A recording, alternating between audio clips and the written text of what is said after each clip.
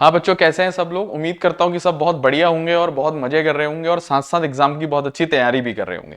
जैसा कि आपको पता है बच्चों, हम लोग 200 प्लस क्वेश्चन की एक सीरीज चला रखी है हम लोगों ने, जिसमें हम अच्छे 200 प्लस क्वेश्चन जो हमें लगते हैं बोर्ड्स में जिससे रिलेटेड क्वेश्चंस आते हैं या जिस टॉपिक से आते हैं, जो क्वेश्चंस आते हैं उसको हम जिसमें करवा रहे हैं। हमने उसमें लेक्चर नंबर लास्ट 5 करा था, ठीक है, जिसमें हमने पॉलिनोमियल पढ़ा था बच्चों। आज हम उसी के अगले लेक्चर की तरफ आ रहे हैं। आज हम उसके लेक्चर नंबर 6 की तरफ चलेंगे बच्चों। उसके लेक्चर नंबर 6 की तरफ, जिसमें हम लीनियर इक्वेशन चैप्टर 3 की बातें करने वाले हैं विद बेसिक्स की। चैप्टर में थ्योरी क्या है, मतलब क्या कंसेप्ट्स हैं, अलोंग विद उसके कुछ 8-10 क्वेश्चंस करेंगे, ठीक है, कंसेप्ट्स के साथ, ठीक है ना। तो बच्चों शुरुआत करते हैं लीनियर इक्वेशन चैप्टर की। देखो चैप्टर का जो हमारा नाम है वो नाम है बच्चों pair of linear equation in two variable. Pair of linear equation in two variable. दो वेरिएबल होंगे बच्चों, एक्स और वाई, और पेयर में होंगी हमेशा। अच्छा, बात आती है इसकी जनरल इक्वेशन क्या होती है। मैंने कहा ये हमेशा इस फॉर्म में होता है, a1x plus b1y plus c1 equal to 0, a2x plus b2y plus c2 equal to 0। बच्चों यह है linear equation in two variable का पेयर। यह है pair of linear equation in two variable. इन्हीं को हमने इस पूरे चैप्टर में डिस्कस करना है। पूरा चैप्टर इन्हीं पे बेस्ड है, ठीक हो गया। चैप्टर बहुत बड़ा नहीं है, चैप्टर बहुत इंपॉर्टेंट है। अलजेब्रा का चैप्टर है, ठीक है, हम अलजेब्रा के चैप्टर 3 में आ गए हैं ये, ठीक है ना। तो अलजेब्रा का चैप्टर है, इसमें हमें क्या क्या सीखना है पहले वो जानते हैं। मैंने कहा इस चैप्टर में हमें इन लीनियर इक्वेशन के बारे में सीखना है, और सबसे पहली चीज जो सीखनी है बच्चों वो होता है सॉल्यूशन ऑफ लीनियर इक्वेशंस, ठीक है। देखो सॉल्यूशन ऑफ लीनियर इक्वेशन तो हमें समझ आता है कि लीनियर इक्वेशन कैसे सॉल्व होती है, वो हमें इसमें सीखना है। लेकिन उससे पहले मेरे मन में एक सवाल आता है कि क्या हमें पता कैसे चलेगा कि कौन सी इक्वेशन सॉल्व होगी कि नहीं। हाँ बच्चों, ऐसा भी होता है, कुछ लीनियर इक्वेशन सॉल्व ही नहीं होती हैं, वो सॉल्व करने जाओगे वो सॉल्व नहीं होंगी। तो कैसे पता चलेगा, कहते हैं उसके लिए एक टॉपिक पढ़ना पड़ता है जिसको कहते हैं कंडीशंस ऑफ सॉल्वेबिलिटी। इससे बोर्ड में सवाल आना बिल्कुल तय होता है बच्चों। कंडीशंस ऑफ सॉल्वेबिलिटी करके एक टॉपिक है, सॉल्यूशन के अंदर ही आता है वो। तो मैंने कहा हमें एक छोटा टॉपिक पढ़ना है जिसका नाम होता है, बहुत इंपॉर्टेंट है लेकिन, कंडीशंस ऑफ सॉल्वेबिलिटी। कंडीशंस ऑफ सॉल्वेबिलिटी कहते हैं क्या कंडीशन होती है इक्वेशन के सॉल्वेबिलिटी की। मैंने कहा 3 कंडीशन यहां पे बनती हैं। मैंने कहा 3 कंडीशन हमारे पास ओवरऑल कुल मिला के बनती हैं। केस 1, देखो मैंने कहा कभी भी लीनियर इक्वेशन का, पेयर का नहीं कह रहा हूं, किसी भी एक इक्वेशन का ग्राफ बनाओगे वो हमेशा एक स्ट्रेट लाइन ग्राफ होगा। कार्टेशियन प्लेन में एक स्ट्रेट लाइन ग्राफ बनेगा, ठीक है। मैंने कहा द ग्राफ, मैं यहां साइड में लिख देता हूं, मैंने कहा the graph of linear equation, the graph of linear equation is a straight line graph. कैसा ग्राफ होता है, मैंने कहा लीनियर इक्वेशन का जो ग्राफ होता है वो स्ट्रेट लाइन ग्राफ होता है बच्चों। लीनियर इक्वेशन का ग्राफ स्ट्रेट लाइन ग्राफ होता है, बिल्कुल सीधी एक लाइन होती है। अच्छा, जब वो पेयर में होंगी तो मैंने कहा जब हम पेयर ऑफ लीनियर इक्वेशन का ग्राफ ड्रॉ करेंगे तो 3 कंडीशन अराइज करेंगी, क्योंकि पेयर में होंगी तो 2 अलग अलग लाइंस होंगी। वो लाइंस 3 कैटेगरी में डिवाइडेड है। मैंने कहा या तो वो दोनों की दोनों लाइनें एक दूसरे को इंटरसेक्ट कर रही होंगी। मैंने कहा केस 1 होता है ये जो दोनों लाइंस हैं, ये दो ऊपर जिनकी बात हुई है, मैंने कहा अगर ये दोनों एक दूसरे से इंटरसेक्ट कर रही होंगी, इंटरसेक्टिंग लाइंस होंगी, तो मैंने कहा अगर इंटरसेक्टिंग लाइंस होंगी तो क्या होगा। मैंने कहा बताते हैं तो क्या होगा। मैंने कहा मान लीजिए ये मेरा कार्टेशियन प्लेन है, ठीक है। मैंने कहा मान लो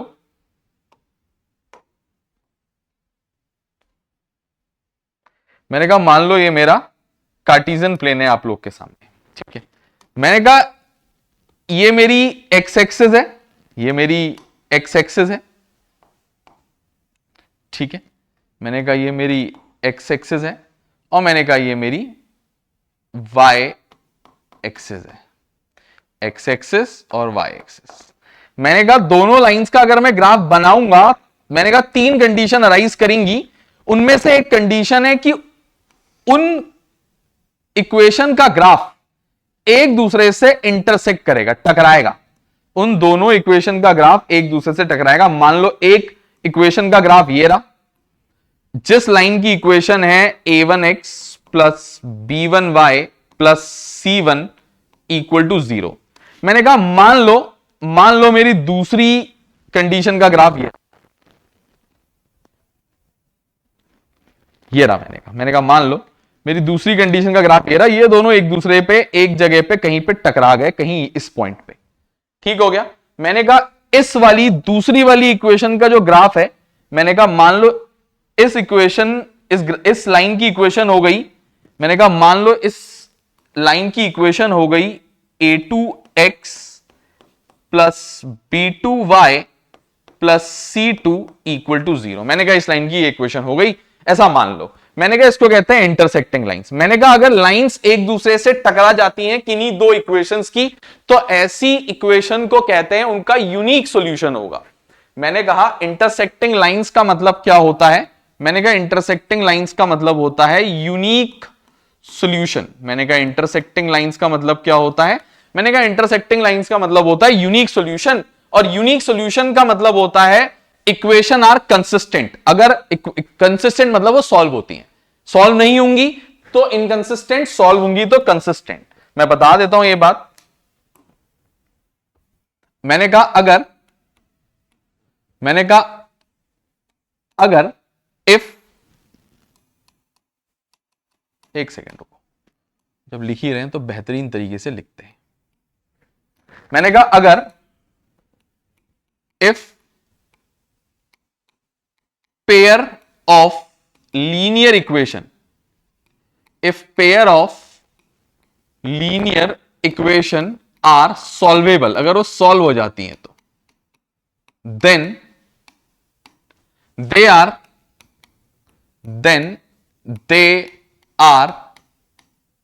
consistent। अगर सॉल्वेबल होंगे तो उसको कंसिस्टेंट कहते हैं। अदरवाइज मतलब अगर सॉल्व नहीं होगा तो अदरवाइज दे आर इनकंसिस्टेंट, वरना वो क्या है? इनकंसिस्टेंट है वो। बात क्लियर है बच्चों? अगर कोई लीनियर इक्वेशन सॉल्व करने पे सॉल्व हो जाती है तो इसका मतलब है वो कंसिस्टेंट है, वरना वो इनकंसिस्टेंट है। उम्मीद करते हैं आपको बात क्लियर होगी, ठीक है बच्चों? उम्मीद करते हैं आपको बात क्लियर होगी। मैंने कहा इसकी कुछ तो कंडीशन होगी, इंटरसेक्टिंग लाइंस की कंडीशन कुछ तो होती होगी। हाँ, मैंने कहा कंडीशन होती है किसके बीच में? Coefficient of x, coefficient of y और कांस्टेंट के बीच में कंडीशन होती है। a1 a2 b1 b2 c1 c2 के बीच में कुछ कंडीशन होती है। मैंने कहा इंटरसेक्टिंग लाइंस अगर होंगी, मैंने कहा अगर लाइंस इंटरसेक्टिंग होंगी तो सॉल्यूशन यूनिक होगा। और अगर सॉल्यूशन यूनिक होगा मतलब सॉल्यूशन होगा, इंटरसेक्टिंग लाइंस का सॉल्यूशन होगा, तो इसका मतलब है यूनिक सॉल्यूशन, इसका मतलब है equation are consistent linear equation. इसका मतलब है इक्वेशन कंसिस्टेंट लीनियर इक्वेशन है। इसका मतलब है इक्वेशन कंसिस्टेंट लीनियर इक्वेशन है। तो इसकी कंडीशन क्या होती है? मैंने कहा इसकी कंडीशन होती है, मैंने कहा याद कर लेना। मैंने कहा कंडीशन क्या होती है लिख देते हैं हम। मैंने कहा कंडीशन क्या होती है हम लिख देते हैं। मैंने कहा यहां पे लिख देंगे। मैंने कहा कंडीशन क्या होती है? मैंने कहा कंडीशन होती है a1 upon a2 not equal to b1 upon b2। बस इतनी कंडीशन फुलफिल होनी चाहिए। इसका मतलब है लाइंस इंटरसेक्टिंग है, लाइंस इंटरसेक्टिंग है मतलब उनका यूनिक सॉल्यूशन है, यूनिक सॉल्यूशन है मतलब वो कंसिस्टेंट है। ठीक है बच्चों, तो ये मेरा केस 1 था कि अगर लाइंस इंटरसेक्टिंग होंगी तो पहला केस पॉसिबल ये। Please pause the video to note it down, please pause the video to note it down. ठीक है बच्चों, उम्मीद करते हैं आप लोगों ने नोट कर लिया होगा। चलते हैं बच्चों आगे की तरफ। मैंने कहा केस 2, मैंने कहा हो सकता है कि लाइन इंटरसेक्टिंग हो, मैंने कहा हो सकता है कि लाइंस इंटरसेक्टिंग ना हो, पैरेलल हो। मैंने कहा हो सकता है केस 2 लाइंस क्या हो, पैरेलल हो। मैंने कहा केस 2, ठीक है। मैंने कहा हो सकता है लाइंस क्या हो, पैरेलल हो। बोर्ड को दो हिस्सों में डिवाइड कर देते हैं। चांसेस हैं कि लाइंस क्या हो, पैरेलल हो। मैंने कहा एक काम करते हैं, एक ग्राफ बना लेते हैं, कार्टेशियन प्लेन, जैसा कि आपको जानकारी है।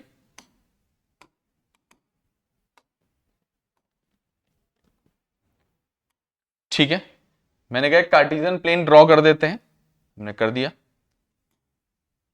ठीक है, आप लोग के सामने, ठीक है ना। मैंने कहा कहानी होने वाली है लाइंस अगर पैरेलल होंगी तो।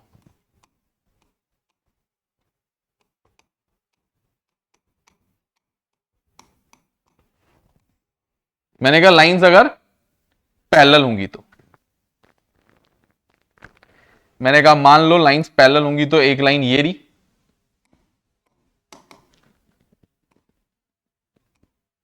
मैंने कहा दूसरी लाइन ये रही। इसको कहते हैं लाइंस का पैरेलल होना। मैंने कहा एक लाइन की इक्वेशन है a1x b1y plus c1 equal to 0। मैंने कहा a2x plus b2y plus c2 equal to 0। मैंने कहा दोनों लाइंस की एक बार इक्वेशन मैंने लिख दी। मैंने कहा ये मेरी x एक्सिस है, मैंने कहा ये मेरी y एक्सिस है। ठीक है, मैंने कहा ये मेरी x एक्सिस है, मैंने कहा वो मेरी y एक्सिस है। ठीक है, अब मेरी बात बहुत ध्यान से सुनोगे और क्या हो सकता है। मैंने कहा अगर ये दोनों लाइंस एक दूसरे के पैरेलल हैं तो क्या हो सकता है। मैंने कहा अगर ये दोनों पैरेलल हैं इसका मतलब है कभी नहीं टकराएंगी आपस में, इंटरसेक्ट नहीं करेंगी। तो मैंने कहा पैरेलल लाइंस का सॉल्यूशन भी नहीं होगा। इसको कहते हैं नो सॉल्यूशन होना। इसको क्या कहते हैं बच्चों, नो सॉल्यूशन होना। सॉल्यूशन नहीं होगा, मैंने कहा सॉल्यूशन नहीं होगा, इसका मतलब होता है देयरफॉर, मैंने कहा इसका मतलब होता है, मैं इसको लिखता हूं बच्चों,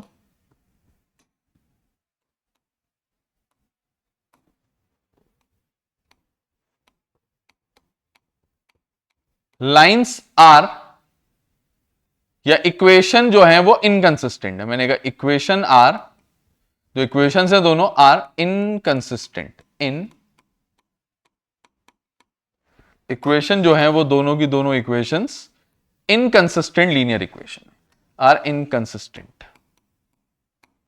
इक्वेशन इनकंसिस्टेंट है। अब मेरी बात बहुत ही ध्यान से सुनना। मैंने कहा इसकी कंडीशन क्या होती है, मैंने कहा इसकी भी कुछ ना कुछ कंडीशन होती है, बिल्कुल होती है जी। मैंने कहा इसकी भी कोई कंडीशन होती है, मैंने कहा यहां लिख देंगे उस कंडीशन को। मैंने कहा कंडीशन याद कर लेना। मैंने कहा कंडीशन होती है a1 upon a2 equal to b1 upon b2 not equal to c1 upon c2। ठीक है, मैंने कहा ये कंडीशन होती है कि अगर कोई दो लाइन जो हैं वो पैरेलल होंगी तो पैरेलल होने का मतलब है उनका सॉल्यूशन नहीं होगा, उनका सॉल्यूशन नहीं होगा तो वो इनकंसिस्टेंट होंगी, अगर इनकंसिस्टेंट होंगी तो वो ये कंडीशन फॉलो करेंगी। बात क्लियर है, उम्मीद करते हैं बात क्लियर होगी। मैंने कहा अब चलते हैं केस 3 की तरफ। मैंने कहा अब चलते हैं, मैंने कहा तीसरी कंडीशन जो पॉसिबल होती है, मैंने कहा पहली होती थी टकराएंगी दोनों आपस में, दूसरी होती थी दोनों एक दूसरे के पैरेलल होंगी, तीसरी होती है बच्चों एक दूसरे के ऊपर लाई करेंगी। इनको कहते हैं को इंसिडेंट लाइंस। मैंने कहा इनको कहते हैं को इंसिडेंट या को इंसाइडिंग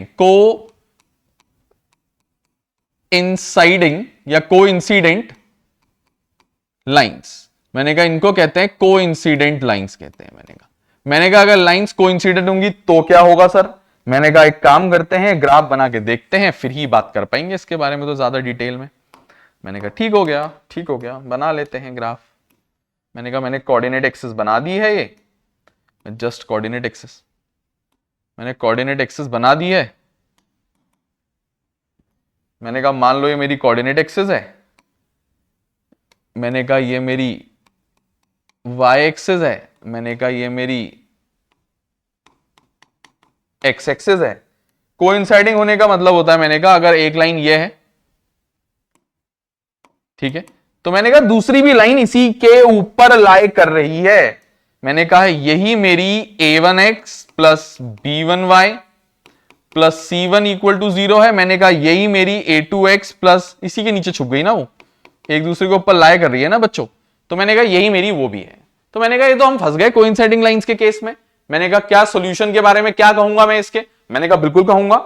मैंने कहा सॉल्यूशन तब होता है जब लाइंस आपस में टकराती हैं, और ये तो एक दूसरे से हर पॉइंट पे टकरा रही हैं। जितने पॉइंट पे टकरा रही हैं उतनी बार इसकी वैल्यू निकलेगी, उतनी बार ये सॉल्व होगी। मैंने कहा एक लाइन तो इनफाइनाइट नंबर ऑफ पॉइंट से मिलकर बनी होती है, तो इसके इनफाइनाइटली मेनी सॉल्यूशन। मैंने कहा यहां पे मैंने कहा intersecting lines unique solution. Unique मतलब सिर्फ एक सॉल्यूशन, एक x की वैल्यू आएगी, एक y की वैल्यू आएगी। मैंने कहा यहां पे कोई सॉल्यूशन नहीं, ना x की वैल्यू आएगी ना y की। मैंने कहा यहां इनफाइनाइटली मेनी सॉल्यूशन आएंगे। मैंने कहा यहां इनफाइनाइटली मेनी सॉल्यूशंस आएंगे।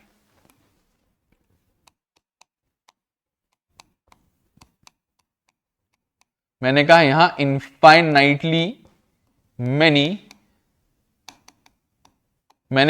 इनफाइनाइटली मेनी सॉल्यूशंस आएंगे। ठीक हो गया। मैंने कहा अगर इनफाइनाइटली मेनी सॉल्यूशन आएंगे, इसका मतलब होता है कि सॉल्यूशन तो आएंगे ना। मैंने कहा इसका मतलब तो होता है सॉल्यूशन तो आएंगे। मैंने कहा अगर सॉल्यूशन आएंगे तो इनफाइनाइट आएंगे। सॉल्यूशन आएंगे मतलब होता है कंसिस्टेंट। मैंने अभी तो लिखाया था पिछले पन्ने में, इक्वेशन कंसिस्टेंट होती है अगर सॉल्वेबल होती है, वरना वो इनकंसिस्टेंट। सॉल्वेबल है चाहे इनफाइनाइट आ रहे, मेरी बला से इनफाइनाइट आ रहे। मैंने कहा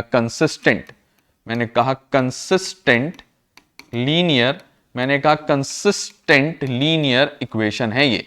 मैंने कहा कंसिस्टेंट लीनियर इक्वेशंस हैं ये दोनों, ये पेयर ऑफ इक्वेशन कंसिस्टेंट हैं। मैंने कहा अब क्या इसकी कोई कंडीशन होती है? बिल्कुल साहब, तीनों चीजों की कुछ ना कुछ कंडीशन होती ही होती है। मैंने कहा इसकी कंडीशन क्या होती है? मैंने कहा a1 upon a2 equal to b1 upon b2 equal to c1 upon c2। मैंने कहा ये तीन कंडीशंस होती हैं इनकी। मैंने कहा ये तीन कंडीशंस होती हैं इन तीनों की, जो तुम्हारे सामने मैंने लाके रख दी हैं बहुत ही प्यार से, अच्छे से। ठीक हो गया। Please pause the video to note it down, फिर बात करते हैं।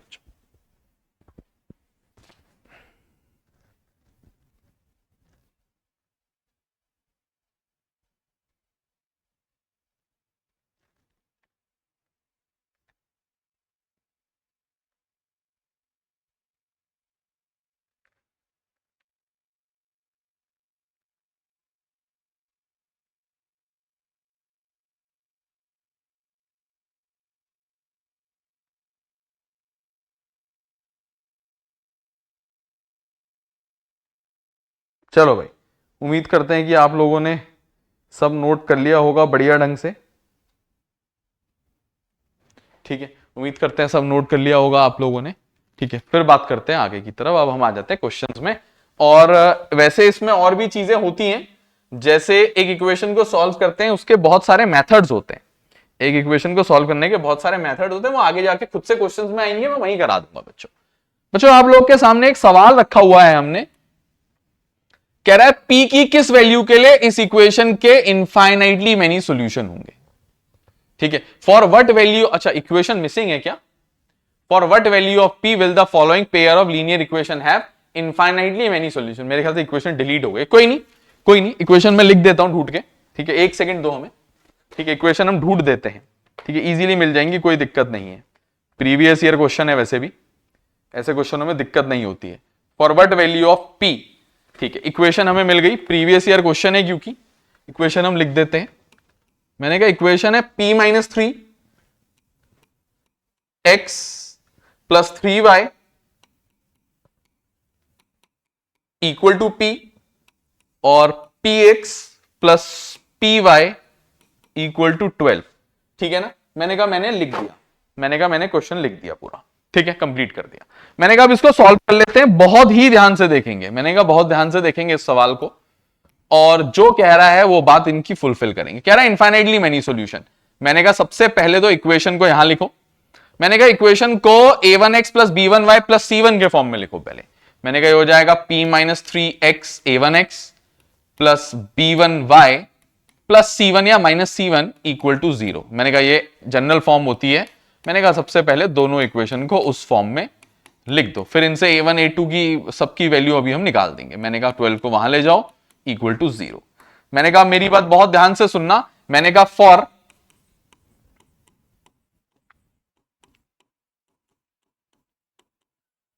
infinitely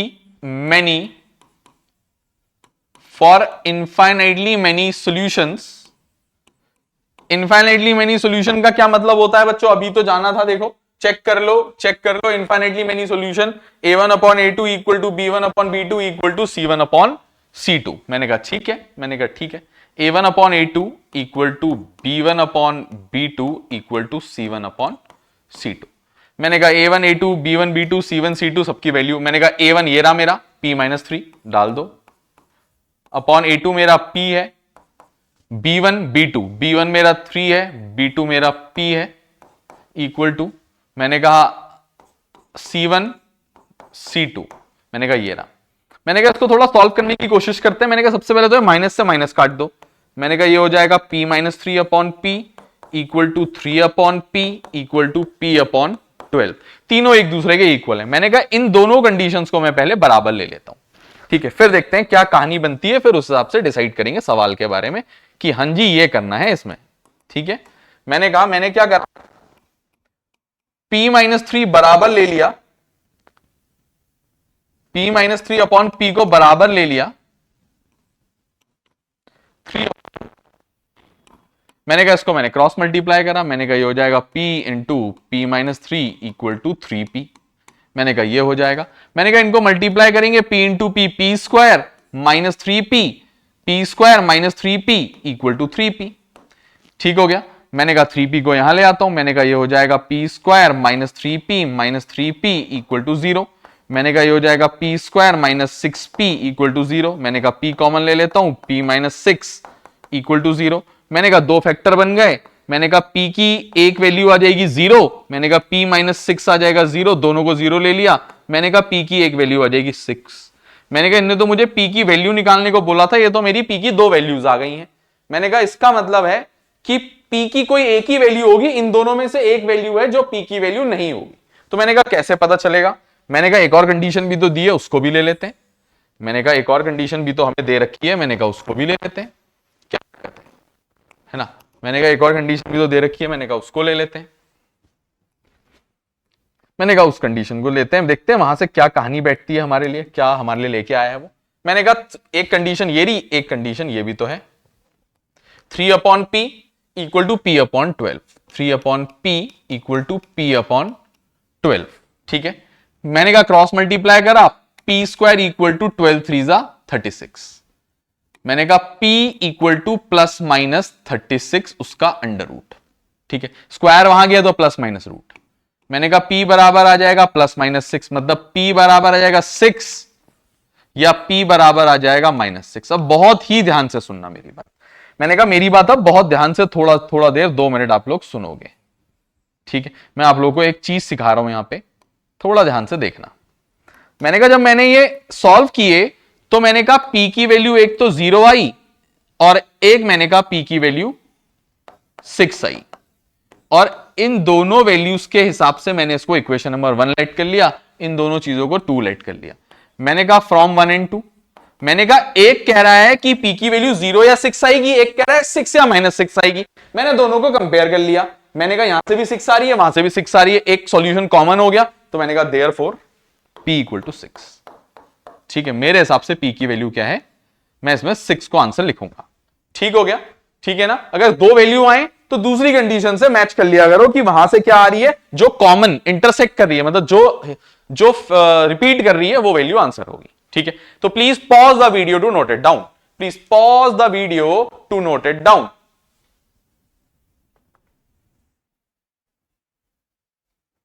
चलते हैं बच्चों अब आगे की तरफ। ठीक है, चलते हैं बच्चों अब आगे की तरफ और देखते हैं अब क्या कहानी है। क्वेश्चन नंबर 2 की तरफ चलते हैं। कह रहा था नंबर, अरे वाह बहुत बढ़िया सवाल, बहुत बढ़िया। बच्चे मतलब सोचते हैं कि कौन सा पता नहीं कितना भयानक सा सवाल आ गया कोर्स का ये।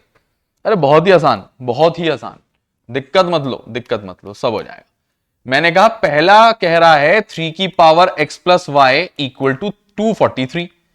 मैंने कहा ऐसे क्वेश्चन में एक बात ध्यान रखा करो, ये जो उस साइड नंबर होता है ना, ये इसी की कुछ पावर होगा, मतलब जैसे 343 3 की पावर कुछ होता है। तो मैंने कहा एक काम करते हैं, 3 की पावर कितना होता है चेक कर लें। मैंने कहा एक काम करते हैं, 243 है ना, मैंने कहा इसको 243 को मैं 3 से डिवाइड करता हूं। मैंने कहा 3 8 जा 3 1 जा, मैंने कहा 3 से डिवाइड करता हूं। मैंने कहा 3 2 जा 3 7 जा, 3 से 3 9 जा, 3 3 जा 3 1 जा। मैंने कहा 3 इंटू 3 इंटू 3 इंटू 3 इंटू 3, 3 की पावर 1 2 3 4 5। मैंने कहा 3 की पावर 5 243 होता है।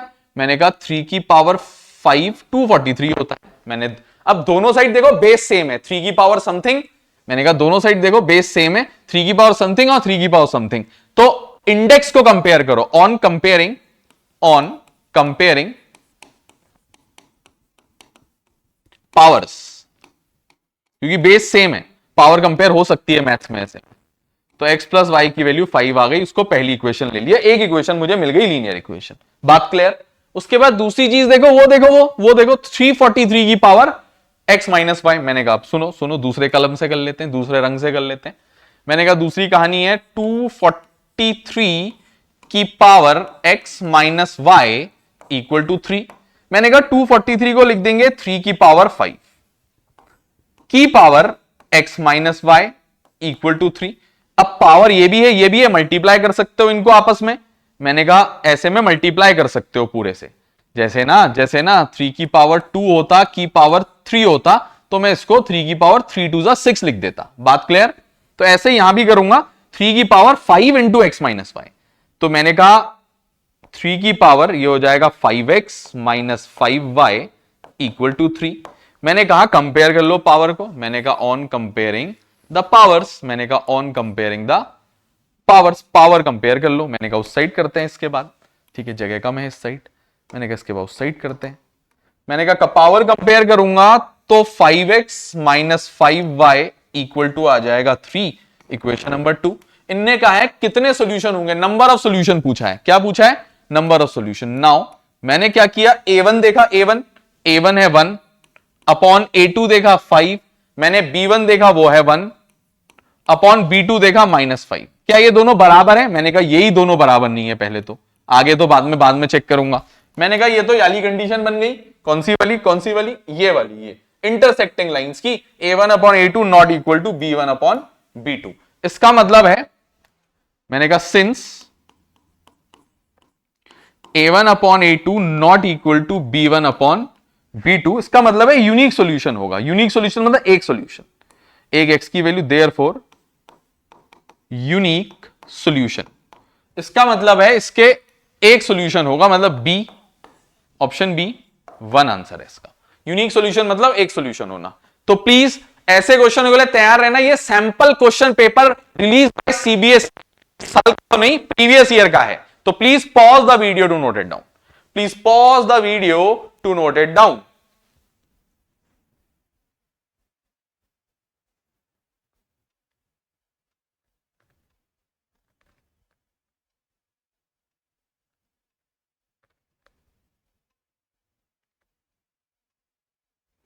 चलते हैं बच्चों अब आगे की तरफ, ठीक है। अब चलते हैं बच्चों आगे की तरफ, क्वेश्चन नंबर 3 की तरफ चलते हैं, देखते हैं क्वेश्चन नंबर 3 हमारे लिए क्या लेके आया। मैंने कहा system of equation this and this is consistent, sorry inconsistent, के इक्वल टू पूछ रहा है। मैंने कहा ठीक है, इनकंसिस्टेंट है। मैंने कहा ठीक है। मैंने कहा सिंस इक्वेशंस आर इनकंसिस्टेंट मतलब होता है सॉल्यूशन नहीं है, I know solution implies parallel lines. क्या मतलब होता है इसका? पैरेलल लाइंस होता है। मैंने कहा पैरेलल लाइंस तो इंप्लाइज पैरेलल लाइन की कंडीशन क्या होती है? मैंने कहा a1 upon a2 equal to b1 upon b2 equal to c1 upon c2, ठीक है।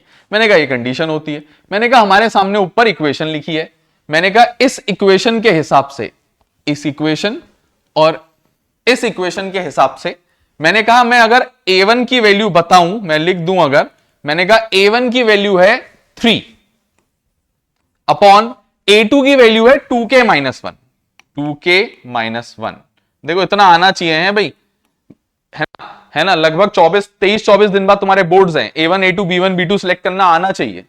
तो B1 है बच्चों 1 अपॉन B2 है K-1 इक्वल टू C1 है बच्चों -1। अब तुम कहोगे -1 कैसे?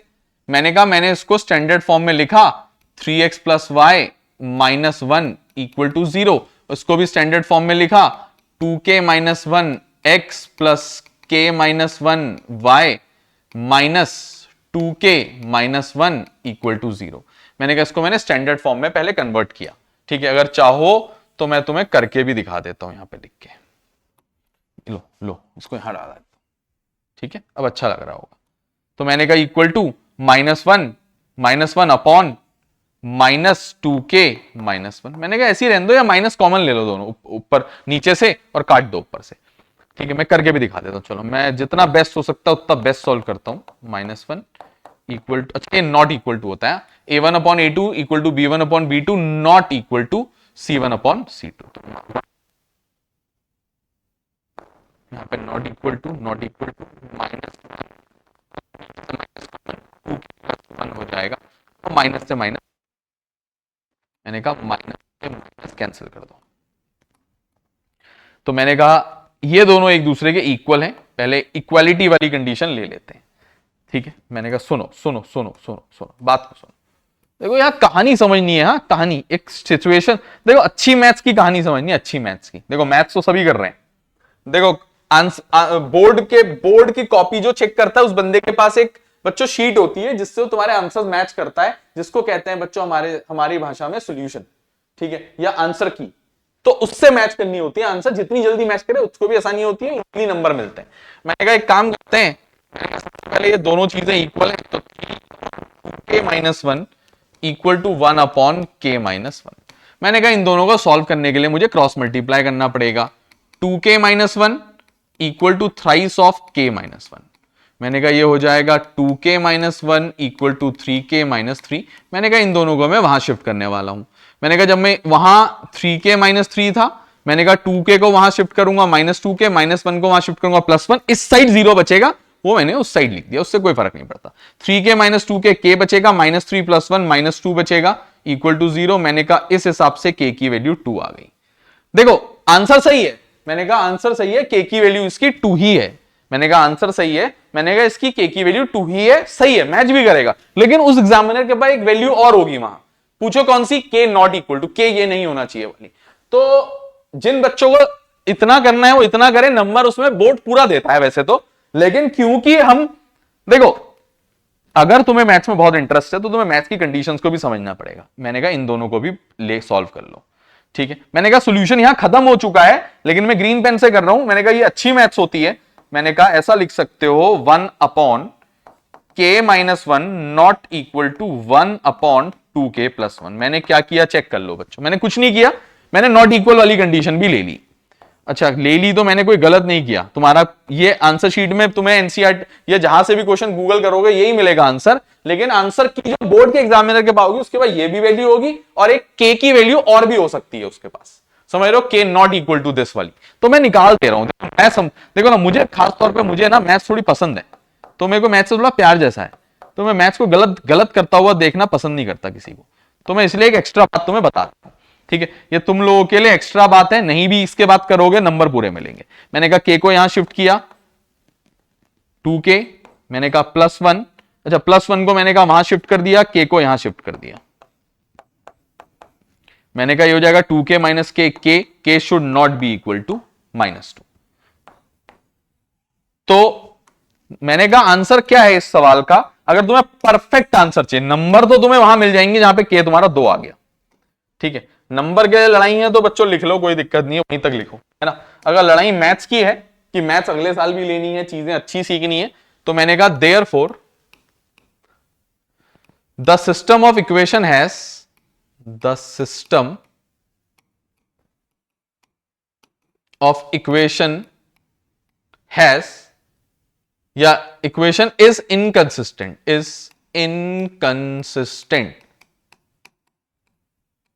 फॉर k इक्वल टू 2 और k नॉट इक्वल टू -2।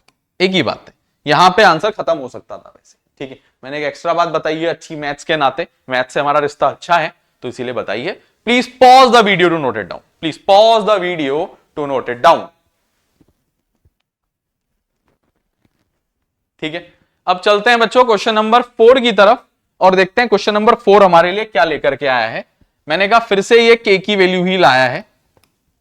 मैंने कहा फॉर व्हाट वैल्यू ऑफ के लीनियर इक्वेशन इतना इतना does not have a solution, does not have a solution, इसका मतलब होता है इनकंसिस्टेंट,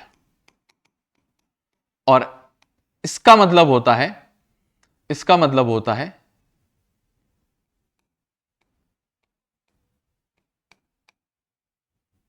मैंने कहा इसका मतलब होता है पैरेलल लाइंस। मैंने कहा इसका मतलब क्या होता है, पैरेलल लाइंस। मैंने कहा 3x plus y minus 3 equal to 0, 6x plus k y minus 8 equal to 0। ठीक है, मैंने कहा मेरे पास ये कंडीशन थी। मैंने कहा above equation will not have a solution, not have a solution if, अगर सॉल्यूशन नहीं होगा अगर, मैंने कहा a1 upon a2 b1 upon b2 के बराबर होगा और वो बराबर नहीं होगा c1 अपॉन c2 के। तब देखो फिर से वही कहानी है, एक जगह से k की वैल्यू आएगी, एक जगह से नॉट इक्वल आएगी, जैसे पिछली बार हुआ था। देखो चेक कर लो, चेक कर लो, चेक कर लो, ये परफेक्ट आंसर निकालने का तरीका होता है। वही बात मैं यहां भी रिपीट करूंगा, मैं करूंगा, तुम मत करो, मैं करूंगा। ठीक है, a1 अपॉन a2 मतलब 3/6 equal to c1 upon c2 मतलब 1/k not equal to -3/-8। Check कर लो, चेक कर लो, वैल्यू सही डाली है। मैंने कहा चेक कर लो। मैंने कहा पहले इन दोनों को बराबर ले लेता हूं। मैंने कहा ये हो जाएगा 3/6 इक्वल टू 1/k। मैंने कहा क्रॉस मल्टीप्लाई करूंगा या पहले इसको लिख दूंगा 1/2 equal to 1/k, cross multiply करूंगा। मैंने कहा k की वैल्यू इस बार भी 2 आ गई, पिछली बार भी 2 आई थी और नॉट इक्वल टू वहां पे -2 आई थी, यहां पे k 2 आया है। नॉट इक्वल टू मेरे ख्याल से यहां 8/3 आता है, मेरे को जितना ध्यान है। ठीक है, क्योंकि ये क्वेश्चन देखा हुआ जैसा लग रहा है, कभी आया होगा बोर्ड में। ठीक है, क्योंकि ये क्वेश्चन कभी बोर्ड में आया होगा तो इसलिए देखा हुआ जैसा लग रहा है। मैंने कहा फिर मैं इन दोनों को लूंगा। मैंने कहा 1 अपॉन के नॉट इक्वल टू -3/-8। मैंने कहा सबसे पहले माइनस से माइनस काट दो, 3/8। मैंने कहा क्रॉस मल्टीप्लाई, मैंने कहा 3k बराबर 8। देखो मैंने कहा था ना 8/3, मैंने कहा k नॉट इक्वल टू 8/3। तो आंसर क्या लिखेंगे? मैंने कहा आंसर क्या लिखेंगे? मैंने कहा लिख देते हैं अभी थोड़ी देर में, 2 मिनट का समय लो। Does not have a solution. ठीक है, मैंने कहा the pair of linear equation, the pair of linear equation, मैंने कहा the pair of linear equation does not have a solution for k equal to 2 या k not equal to 8/3। k 8/3 नहीं होगा तब भी इसका नो सॉल्यूशन होगा, या k 2 होगा तब भी इसका नो सॉल्यूशन होगा। ठीक हो गया? तो please pause the video to note it down. बच्चों please pause the video to note it down. हम हटते हैं आगे से, please pause the video to note it down. ठीक है बच्चों, अब चलते हैं क्वेश्चन नंबर 5 की तरफ, हमारे सवाल नंबर 5 की तरफ चलते हैं और देखते हैं 5 सवाल हमारे लिए क्या लेके आए। मैंने कहा बहुत ही बेहतरीन सवाल, मजेदार सवाल, सीखने लायक सवाल, कंसेप्चुअल सवाल। मेरे को इसका आंसर पता है पहले से, तुम्हें भी डायरेक्ट पता हो सकता है अगर तुम समझदार हो तो। मैंने कहा सुनो, मैंने कहा ग्राफ से पता करते हैं। ऐसा सवाल जिसमें इक्वेशन कुछ इस तरीके से दी हो ना, ऐसे में ग्राफ बना लिया करो। मैंने कहा एक काम करो, एक ग्राफ बना लो। मैंने कहा ये मेरी y एक्सिस, मैंने कहा ये मेरी x एक्सिस। ठीक है, मैंने कहा सुनो बात, सुनो ध्यान से। मैंने कहा बहुत ध्यान से सुनो, बहुत ध्यान से। मैंने कहा y equal to 0 x axis की इक्वेशन होती है। मैंने कहा यह है y इक्वल टू 0, यह है y इक्वल टू 0, यह है एक लाइन। ठीक हो गया? मैंने कहा दूसरी लाइन है y इक्वल टू -7, वो y के पहली होगी, बस -7 से होती हुई गुजरती हुई जाएगी, -1 -2 -3 -4 -5 -6 -7।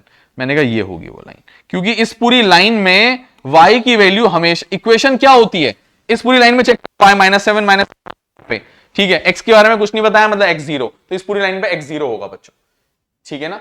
y जो है इस पूरी लाइन में जो x की वैल्यू होगी वो 0 होगी, ये देखो x की वैल्यू जो होगी 0 होगी, y की वैल्यू, उल्टा बोल गए, मैंने कहा इस पूरी लाइन में y की वैल्यू -7 होगी और x की वैल्यू बदल रही होगी। इक्वेशन का मतलब होता है हर पॉइंट के लिए हमें एक जनरल इक्वेशन बनानी होती है। मैंने कहा इस पूरी लाइन में हर जगह देखो y की वैल्यू -7 होगी, चेक कर लो। मैंने कहा ये दोनों एक दूसरे के पैरेलल हैं। मैंने कहा सिंस लाइंस आर पैरेलल, वो a1 अपॉन a2 से चेक करोगे नहीं हो पाएगा बच्चों, इसमें दिक्कत करेगा, ठीक है, क्योंकि x के कोफिशिएंट नहीं दिए हैं, 0x आ जाएगा। Since lines are parallel therefore no solution, no lines parallel हैं तो नो सॉल्यूशन। ऐसा एक सवाल और है, वो नेक्स्ट वीडियो में मैं और दूंगा एक सवाल, ठीक है, मैं हर वीडियो में ऐसा एक सवाल दूंगा, क्योंकि ये क्वेश्चन आ रहे हैं कुछ सालों से। कभी कभी एक्स एक्सिस वाई एक्सिस की इक्वेशन पूछ दे रहे हैं भाई साहब, ये भाई साहब एक्स एक्सिस और वाई एक्सिस की इक्वेशन पूछ दे रहा है। तो एक्स एक्सिस की इक्वेशन होती है y इक्वल टू 0 और वाई एक्सिस की होती है x इक्वल टू 0। मैंने ये लास्ट पॉलिनोमियल वाली पहली वीडियो में भी बताया होगा आप लोगों को, मैं ऐसी गलती नहीं करता नहीं बताने की, क्योंकि अभी कुछ ही साल पहले वो बोर्ड में आया है। तो मैंने कहा नो सॉल्यूशन, टिक कर दो D option. Please pause the video to note it down, please pause the video to note it down. मैंने कहा सवाल नंबर 6 की तरफ चलते हैं, मैंने कहा सवाल नंबर 6 की तरफ चलते हैं, देखते हैं क्या फिर से k की वैल्यू लाया है इनकंसिस्टेंट के लिए, ठीक है। और एमसीक्यू है, थोड़ा जल्दी सॉल्व कर दूं। मैंने कहा इनकंसिस्टेंट मतलब होता है parallel lines a1 upon a2 equal to b1 upon b2 not equal to c1 upon c2। कह रहा है k की किस वैल्यू के लिए, इस बार एक ही निकालना, क्योंकि इक्वल टू वाली वैल्यू पूछे, नॉट इक्वल टू वाली नहीं। तो मैंने कहा एक काम करते हैं, a1 की जगह 1 अपॉन a2 की जगह 5 इक्वल टू b1 की जगह 2 b2 की जगह k equal not equal to c1 की जगह -3, मैंने इधर शिफ्ट कर दिया, और उसकी जगह 7। मैंने कहा इससे मेरा कोई मतलब नहीं है इस बार, मैंने कहा सिर्फ मेरा इससे मतलब है, क्योंकि ये एमसीक्यू है। मैंने कहा k इक्वल टू 10, 5 2 10। मैंने कहा k की value 10, D option correct. Please pause the video to note it down, please pause the video to note it down, ठीक है बच्चों। अब चलते हैं अगले सवाल की तरफ, क्वेश्चन नंबर 7 की तरफ चलते हैं बच्चों, 7 की तरफ चलते हैं। देखो बच्चों, देखो कुछ बच्चे थोड़ा सा डर रहे हैं पेपर से। अरे डरने की जरूरत नहीं है बच्चों, मेहनत करो दिल लगा के, ठीक है, सब हो जाता है जीवन में, कोई इतनी बड़ी बहुत भयानक चीज नहीं होती एग्जाम, सब चलता रहता है, अप्स एंड डाउन, मतलब हमारे जीवन से ज्यादा अप्स एंड डाउन थोड़ा आए होंगे तुम्हारे जीवन में, कुछ भी चलता है जीवन में, होता रहता है, ठीक है। बस अपनी मेहनत से लगे रहो, हाँ नीचे नहीं जाना है, हमेशा ऊपर ही उठना है वहां से, ठीक है। कुछ चीजें अगर हमें कभी नीचे लेके जाती है, हम नहीं पढ़ पा रहे हैं, तो हमें वहां से आगे जाना है पढ़ने में, चाहे हमारे नंबर कम आए, कोई दिक्कत है, हमें अपनी मेहनत में कमी नहीं छोड़नी है, मन में यह नहीं रहना चाहिए कि हमने मेहनत नहीं करी। मैंने कहा अगला क्वेश्चन बहुत बेहतरीन क्वेश्चन है, कह रहा है इस लीनियर, एमसीक्यू है फिर से, यूनिक सॉल्यूशन की बात कर रहा है। मैंने कहा फॉर यूनिक सॉल्यूशन, मैंने कहा फॉर, मैं थोड़ा सा लिख दे रहा हूं लेकिन इतनी जरूरत नहीं होती। मैंने कहा for unique solution a1 upon a2 जो है नॉट इक्वल होता है b1 अपॉन b2 के, ठीक है। मैंने कहा इन दोनों इक्वेशन को पकड़ो, ठीक है, मैंने कहा इन दोनों इक्वेशन को पकड़ो, मैंने कहा एक मिनट रुको, मैंने कहा इन दोनों इक्वेशन को पकड़ो, एक है ax plus by plus c तो माइनस c, एक है lx plus my minus n। मैंने कहा a1 है a, a2 है l, not equal to b1 है b, b2 है m। मैंने कहा cross multiply am not equal to bl या lb। मैंने कहा a ऑप्शन शायद ना, am not equal to bl, सही बात है, a ऑप्शन करेक्ट, ठीक है। तो मैंने ये भी कर दिया। Please pause the video to note it down, please pause the video to note it down, ठीक है, please pause the video to note it down. चलते हैं बच्चों अब आगे की तरफ, क्वेश्चन नंबर 8 की तरफ चलते हैं, 8 की तरफ चलते हैं। 8 क्या लेके आया देखते हैं। अरे ये तो फिर से कुछ अच्छा क्वेश्चन दिख रहा है, ठीक है। मैंने कहा x प्लस 1 फैक्टर है इसका, मैंने कहा x plus 1 is factor of 2x cube plus ax square plus 2bx plus 1, इसका फैक्टर है।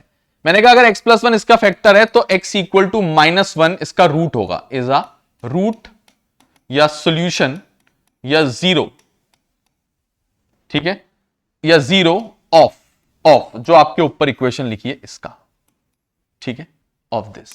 इसका मतलब अगर मैं इसमें ये वैल्यू डालूंगा, इंप्लाइज 2x की जगह -1 का क्यूब प्लस a x की जगह -1 का स्क्वायर प्लस 2b x की जगह -1 प्लस 1, ठीक है। मैंने कहा ये हमेशा इक्वल टू 0 दे देगा क्योंकि उसका 0 या रूट है। मैंने कहा -1 का क्यूब -1 रहेगा, मैंने कहा -1 का स्क्वायर +1 हो जाएगा, मैंने कहा प्लस माइनस माइनस -2b हो जाएगा +1 हो जाएगा इक्वल टू 0। मैंने कहा 2 इंटू -1 -2 हो जाएगा प्लस a हो जाएगा -2b हो जाएगा +1 हो जाएगा, ठीक है। एक कंडीशन बनेगी यहां से इक्वल टू 0 भी ले लो बच्चों। मैंने कहा एक कंडीशन बनेगी यहां से -2 +1 हो जाता है बच्चों -1, तो मैंने कहा a -2b -1 इक्वल टू 0। मैंने कहा a -2b इक्वल टू 1। मैंने कहा एक कंडीशन है पहली इक्वेशन। ऑल्सो गिवन, एक चीज गिवन भी है बच्चों, चेक कर लो ऊपर। मैंने कहा गिवन एक चीज और है, also given 2a -3b equal to 4। मैंने कहा ये मेरी इक्वेशन नंबर 2 है। मेरे को मैंने कहा a और b की वैल्यू निकालनी है, दोनों इक्वेशन को सॉल्व कर लो। एलिमिनेशन से करना है एलिमिनेशन से करो, जिस मेथड से करना है उस मेथड से करो, ठीक है। मैं फिलहाल इसको एलिमिनेशन से कर रहा हूं। मैंने कहा एक काम करो, मल्टीप्लाई कर लो इक्वेशन 1 को 2 से मल्टीप्लाई कर लो and solve with 2, solve with equation number. तो मैंने कहा 1 को 2 से मल्टीप्लाई कर लो तो ये हो जाएगा 2a -4b इक्वल टू 2। मैंने कहा इक्वेशन 2 को बस सॉल्व कर लो, मतलब सेम एज इट इज लिख के सॉल्व कर लो। मैंने कहा यहां देखो, यहां 2a मैंने कहा साइन सेम है, कटेंगे तो नहीं, तो दोनों को सब्ट्रैक्ट से 2a कट जाएगा, प्लस का 4 माइनस का 4b प्लस का 3b माइनस का b प्लस का 2 माइनस का 4। मैंने कहा मैंने कहा b की वैल्यू क्या आ जाएगी, 2 आ जाएगी, ठीक है। दोनों साइड माइनस माइनस कट जाएगा। मैंने कहा b की वैल्यू 2 आ जाएगी। मैंने कहा पुटिंग b इक्वल टू 2 इन 1। मैंने कहा b की वैल्यू 2 1 में डाल दो। मैंने कहा a -2 b की वैल्यू 2 इक्वल टू 1। मैंने कहा a -4 इक्वल टू 1। मैंने कहा a की वैल्यू क्या आ जाएगी,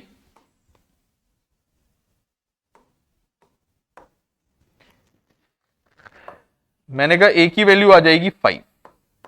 दोबारा लिख देता हूं, a की वैल्यू 5, b की वैल्यू 2,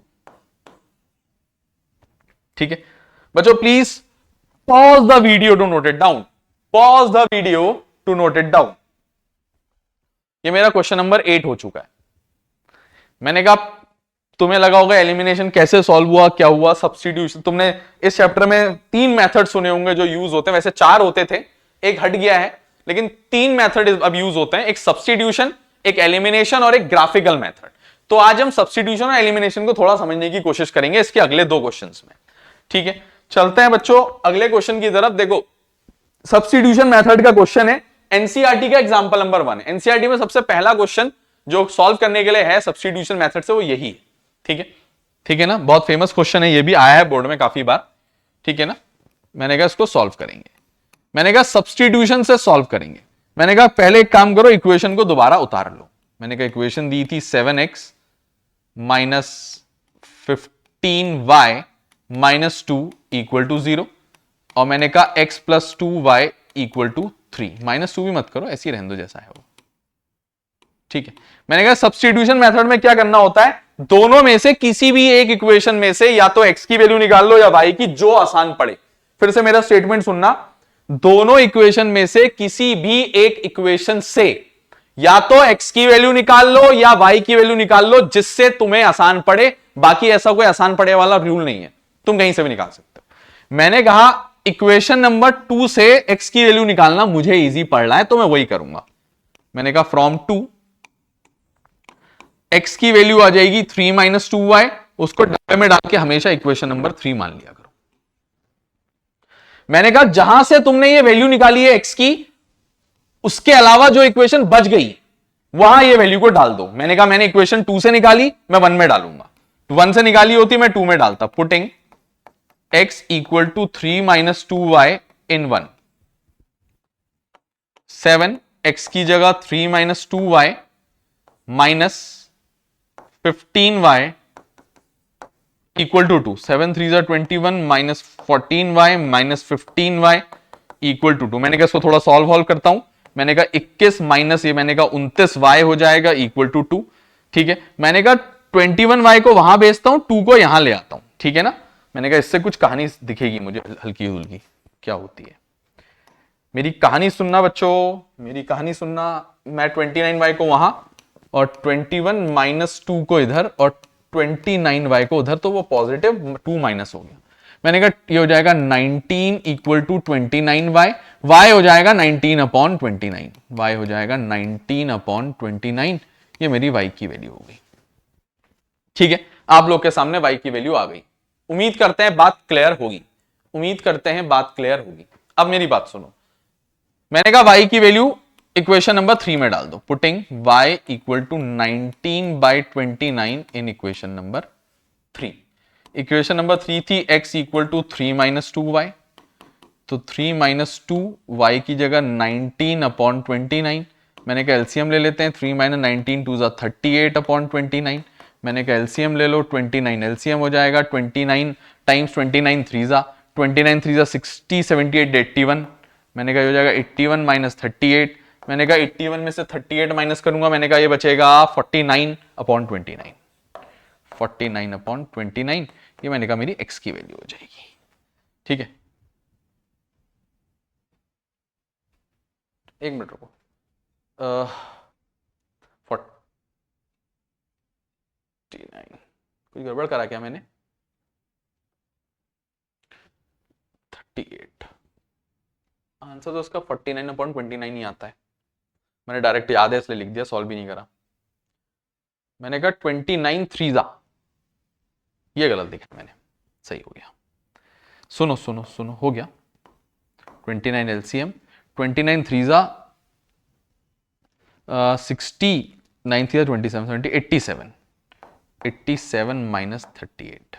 ठीक है, ठीक हो गया, ठीक है, अब ठीक है ना। ये मेरा हो गया 49 57 67 87, बिल्कुल ठीक है। मैंने कहा ये आंसर हो गया x, और मैंने कहा y मैंने पहले निकाला था। कैसे करते हैं बच्चों सब्स्टिट्यूशन को, एक बार दोबारा रिमाइंडर दे रहा हूं। ऑल्दो ऐसा मत समझो कि मैंने सिखा दिया, जितनी बार मैं सब्स्टिट्यूशन का कोई क्वेश्चन सॉल्व कराऊंगा उतनी बार सारे स्टेप रिकॉल करवाऊंगा तुम लोग को। मैंने कहा सबसे पहला स्टेप होता है दोनों इक्वेशन में से किसी से भी या तो x की या y की वैल्यू निकाल लो। मैंने इक्वेशन नंबर 2 से निकाला क्योंकि मुझे वहां से आसान लगा। तुम 1 से निकालोगे तो भी तुम्हारा वही आंसर आएगा। ठीक है, तुम y की निकालोगे 2 से तब भी वही आंसर आएगा, y की निकालोगे 1 से तब भी वही आंसर आएगा। मैंने कहा दोनों में से किसी भी एक इक्वेशन से या तो x की या y की वैल्यू निकालो। मैंने x की निकाली, जो भी निकालो उसको इक्वेशन नंबर 3 ले लो। उसके मैंने कहा उस वैल्यू को उस इक्वेशन में डाल दो जिससे तुमने वैल्यू नहीं निकाली, जिसको तुमने इग्नोर कर दिया, मैंने डाल दिया। मैंने 2 से वैल्यू निकाली थी तो मैंने 1 में डाल दिया। डाल के तुम्हें एक चीज की वैल्यू मिल जाएगी। अगर x की डाली है तो y की मिलेगी, y की डाली है तो x की मिलेगी। क्योंकि मैंने x की डाली थी तो मुझे y की मिली है, उसको इक्वेशन नंबर 3 में डाल दो, तुम्हें अदर चीज भी मिल जाएगी। Please pause the video to note it down, please pause the video to note it down. ठीक है बच्चों, जल्दी से इसको नोट कर लो, स्क्रीनशॉट ले लो, पॉज कर लो, नोट कर लो, फिर आगे को बात करते हैं।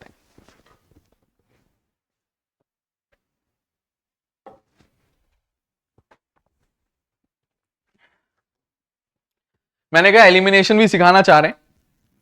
देखो एलिमिनेशन मेथड में क्या करना होता है, जो दोनों इक्वेशंस होती है ना, एक को इक्वेशन नंबर 1 ले लो, एक को इक्वेशन नंबर 2 ले लो। ठीक है, बहुत अच्छे से नहीं आया अभी इन दो क्वेश्चनों से तो कोई दिक्कत नहीं है, हमारे पास बतेरे क्वेश्चन है इस चैप्टर में। हम अप्रोक्सीमेटली इसके 3 लेक्चर्स आएंगे, 30 क्वेश्चन के आसपास करेंगे, 30 प्लस ही करेंगे इस चैप्टर में। ठीक है, मैंने कहा दोनों इक्वेशन में या तो दोनों के x के कोफिशिएंट बराबर कर दो या y के। मैंने कहा इसका x का कोफिशिएंट 1 है, इसका 2 है, इसका x y का कोफिशिएंट 3 है, इसका 1 है। मैंने कहा या तो इक्वेशन नंबर 1 को मल्टीप्लाई कर दो 2 से, ये 2x बन जाएगा, या 3 से तो ये 3y बन जाएगा। मैंने कहा कोफिशिएंट सेम हो जाएंगे, मैंने 2 से मल्टीप्लाई कर दिया। मैं तुम्हें दोनों मेथड से चलो मैं तुम्हें थोड़ा ज्यादा सिखा देता हूं, है ना, हमारा काम है सिखाना। मैंने कहा मल्टीप्लाइंग 1 बाय 2, इक्वेशन 1 को 2 से मल्टीप्लाई करो, 2x plus 2 equal to 10। Equation में जो तुमने बराबर कर दिए, दो तुमने बराबर कर दिए, क्या उनके साइन सेम है या अपोजिट है? मैंने कहा दोनों प्लस में है, तो मतलब है नीचे जो इक्वेशन है उसके सबके साइन चेंज कर दो, प्लस को माइनस कर दो, माइनस को प्लस कर दो, प्लस को माइनस कर दो, अब इनके साइन बदल गए, 2x और माइनस 2x कट गए, प्लस 2y प्लस 3y हो गया 5y, मैंने कहा 10 और माइनस 4 हो गया 6, मैंने कहा y की वैल्यू आ जाएगी 6/5, मैंने कहा y की वैल्यू आ जाएगी 6/5, मैंने कहा पुटिंग y इक्वल टू 6/5 इन, किसी में भी डाल दो, पुटिंग y इक्वल टू 6/5 इन, या तो 1 में डाल दो या 2 में डाल दो, दोनों में सेम आंसर आएगा, इन 1 में डाल दिया मैंने कहा 1 थी x plus y equal to 5, मैंने कहा 6/5 को यहां भेज दो, ठीक है, थोड़ा सा इसको छोटा करता हूं,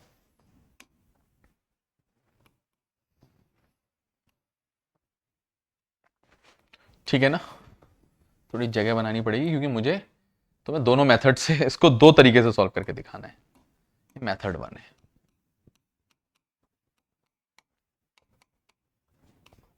ये मेथड 1 है, ठीक है।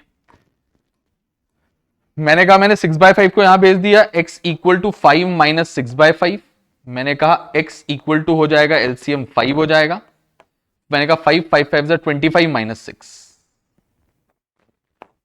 5 माइनस 6 अपॉन 5, मैंने कहा 19/5, मैंने कहा x की वैल्यू क्या आ जाएगी, मैंने कहा x की वैल्यू आ जाएगी 19/5,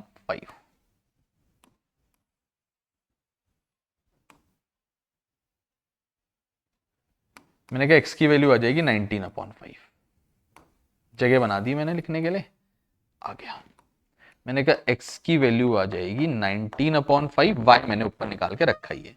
मैंने कहा दूसरा तरीका क्या था, मैंने कहा ऐसा भी कर सकते थे, मैंने कहा मेथड 2,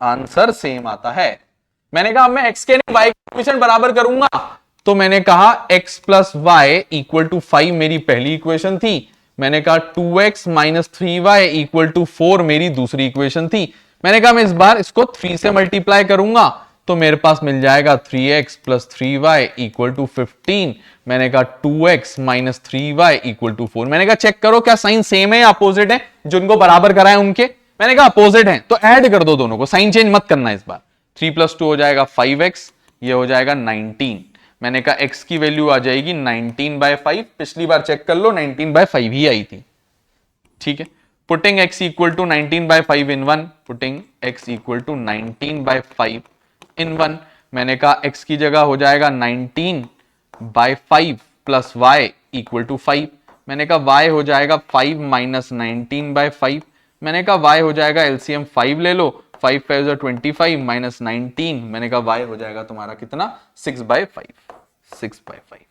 आई वैल्यू अभी भी वही है जो आनी थी, ठीक है ना, दोनों मेथड से कर दिया, please pause the video to note it down,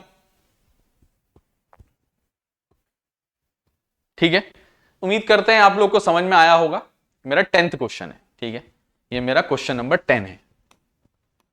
अब मेरी बात ध्यान से सुनो, ये हमारे शायद क्वेश्चन 10 ही थे, सब खत्म हो चुके, ठीक है, मैंने कहा मेरे सारे क्वेश्चंस खत्म हो चुके, और एक बात आप लोग बहुत अच्छे से मेरी सुनोगे बच्चों, अभी हमारे पास इतना समय है कि अभी बहुत देर नहीं हुई है, हमारे पास महीने से कुछ दिन कम है, लेकिन अगर हम दिन में अच्छे से पढ़ाई करें, दिन को मैनेज तरीके से यूज करें, तो अभी भी हम 90% प्लस स्कोर कर सकते हैं, तुम्हें लेकिन मेहनत करनी है, मतलब थोड़ी देर मोबाइल चलाया, थोड़ी देर यहां देखा, थोड़ी देर वहां बात करी, थोड़ी देर ये करा, ऐसा करके ये नहीं हो पाएगा, तुम्हें बहुत अच्छे से मेहनत करनी है, और मेहनत के लिए तुम्हें थोड़ा डेडिकेशन, थोड़ा कुछ चीजों से दूरी बनानी है, ठीक हो गया, अगर ऐसा करते हो तो बेझिझक तुम्हारा रिजल्ट बहुत अच्छा आएगा, डरने की कोई जरूरत नहीं है, और डरने वाली बात नहीं है, देखो अभी तक अगर कुछ नहीं कर पाए तो इतने कम समय में वैसे भी क्या कर पाओगे, ठीक है, अच्छा अगर अभी तक अच्छा किया है,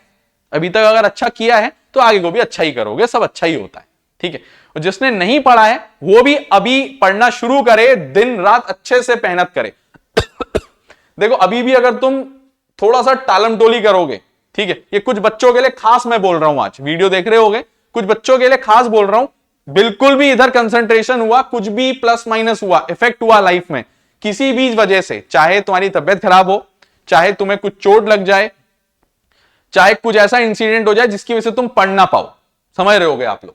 तो इन सब चीजों से इस समय दूर रहना है, दुनिया से कट ऑफ हो जाओ कुछ टाइम के लिए, और इसके बाद देखना रिजल्ट बहुत बेहतरीन रहेगा। ठीक है बच्चों, तो मिलते हैं बच्चों अगले लेक्चर में। आपको पता ही है हर लेक्चर में हम अंत में क्या बात बोलते हैं।